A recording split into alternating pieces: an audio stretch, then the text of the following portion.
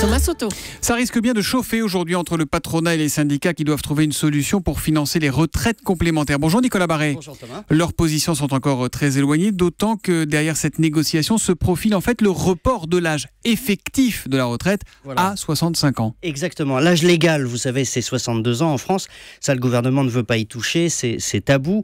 Sauf que le système n'est pas tenable. Et tout le monde s'en rend bien compte. Il y a un sondage Opinionway qui est publié ce matin par Le Figaro qui est très éclairant, qui montre que 92% des Français sont inquiets pour l'avenir du système. On atteint même 95% chez les salariés du privé.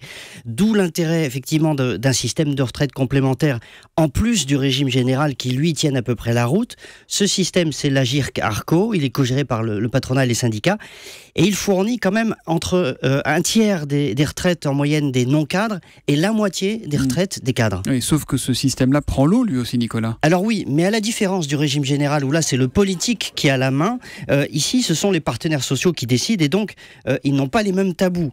Le patronat propose un système de décote entre 62 et 65 ans, ce qui revient à dissuader financièrement, finalement, les gens de partir à 62 ans, à l'âge légal. Donc en fait, soyons clairs, ça revient de facto à repousser finalement l'âge effectif de départ autour de 65 ans.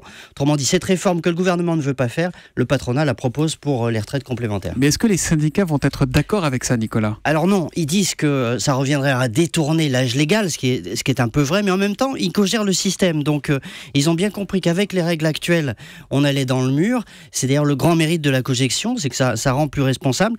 Alors bien sûr, ils ne veulent pas des décotes que propose le MEDEF, qui se traduirait par des pertes de l'ordre de 15% pour un jeune cadre de 62 ans qui part à la retraite, la première année en tout cas.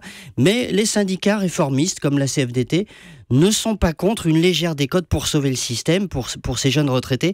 Alors la leçon de tout ça, c'est que pour préserver quelque chose qui tienne la route, il faudra un jour ou l'autre en venir à ces mesures d'âge, à reporter l'âge de la retraite à taux plein. Tout le monde, finalement, y vient petit à petit, tout le monde, sauf le gouvernement qui reste dans le déni. Voilà, hier, Laurent Berger, le numéro 1 de la CFDT, a estimé qu'on ne pouvait pas parler de la faillite des régimes complémentaires, mais de situations financières tendues. À suivre donc l'édito éco de Nicolas Barré, directeur de la rédaction des Échos, qui revient demain à 8h10. À demain, Nicolas. À demain.